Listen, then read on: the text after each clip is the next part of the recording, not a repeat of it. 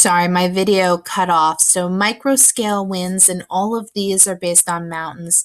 There's the Fanon, which is off the coast of German mountain ranges on the Alps. So it's the Alp mountain range, and it's specifically in the regions of southern Germany that it's coming down and off of.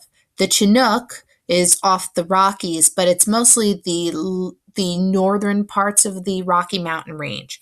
The Santa Ana is the southern parts of the Rocky Mountain Range, which is California, and then slightly into Baja California in Mexico. So it's slightly into that region before the little cutoff in Tijuana, right?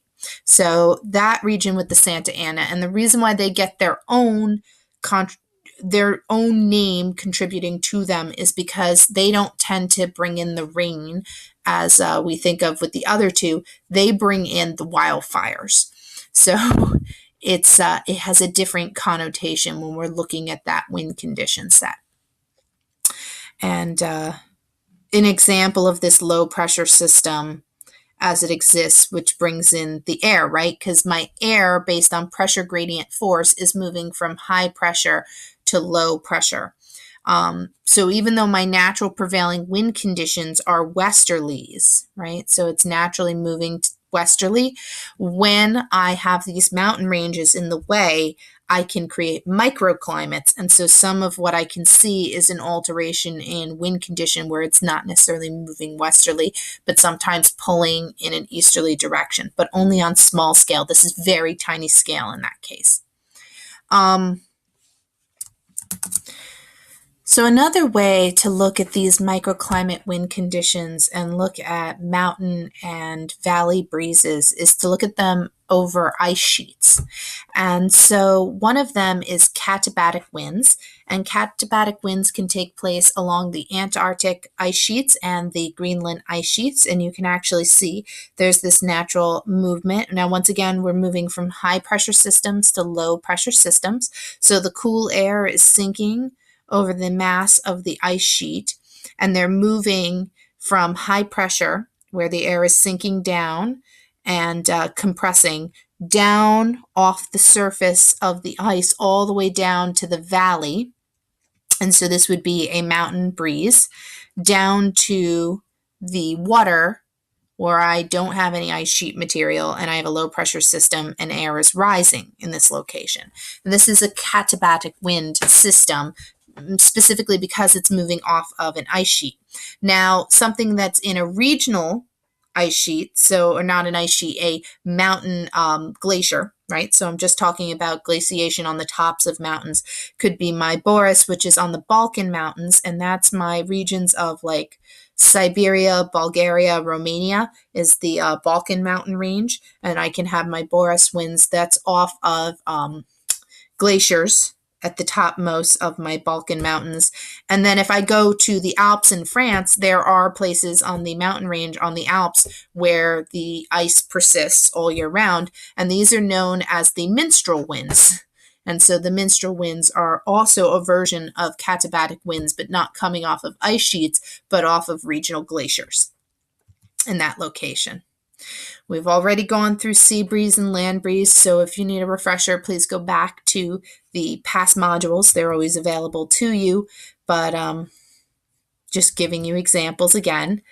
And so, on my mountain valley breezes, same thing, which brings us into El Niños and La Niñas.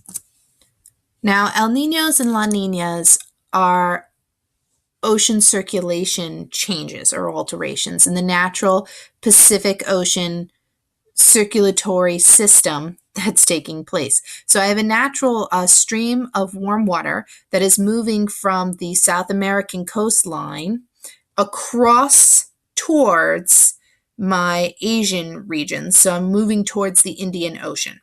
So I'm moving across the Pacific Ocean from South America towards places like the Indonesian islands, Australian coast, and India, depending on time of year, because my low pressure systems in this location shifts north and south, right?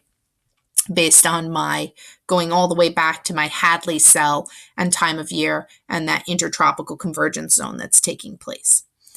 Which means that I have a natural transport of surface warm water moving across my Pacific Ocean and upwelling over in this location. So this is where my warm water is swelling, sinking, and moving back. Now, when a southern oscillation occurs, when an El Nino southern oscillation occurs, it's when the system gets cut off. So instead of the water shooting across like it should, it stops short of doing that and kind of upwells in this location. So the warm water kind of pools off the coast of South America. And I have an image that gives us this picture. So I have this natural warm water that would normally have come across the surface, right, to this area, will actually pool off the coast.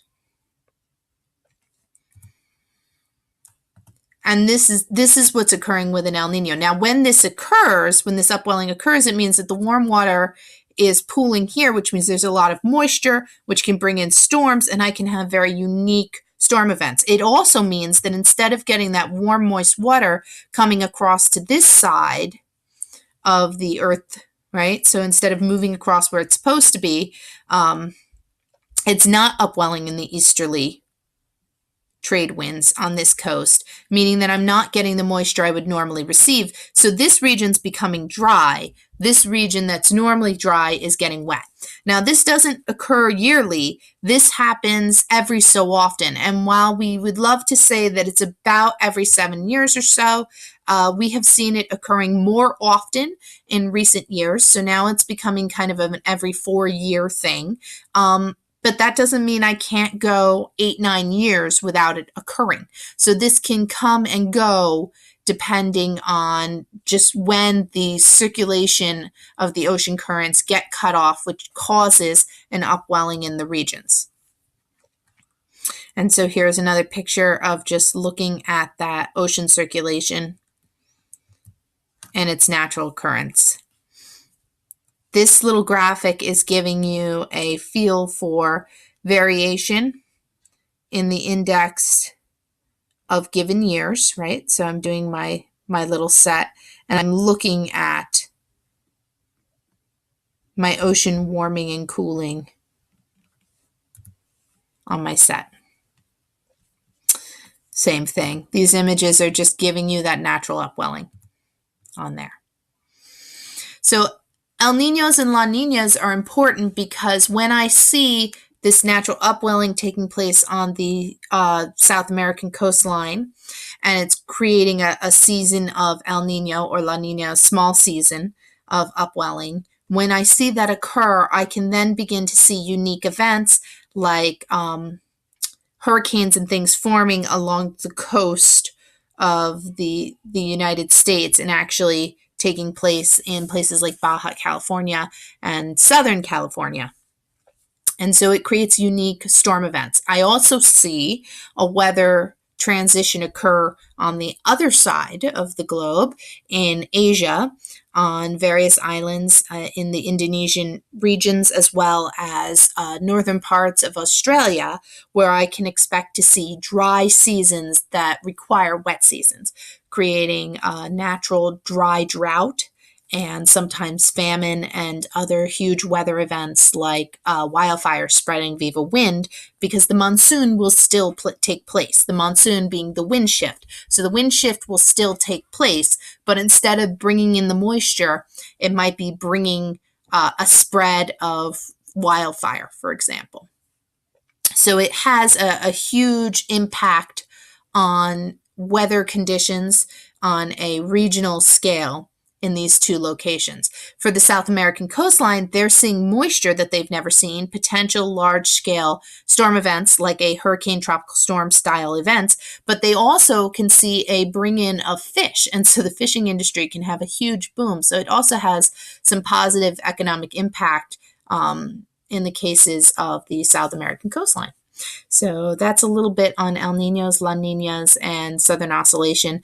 Really quickly, they're just showing you that these belts can get broken in parts of the Atlantic Ocean, and this is called the Arctic Oscillation, North Atlantic Oscillation, and they can also have events of breakdown where they get cut off, these are even less frequent than El Niños and La Niñas.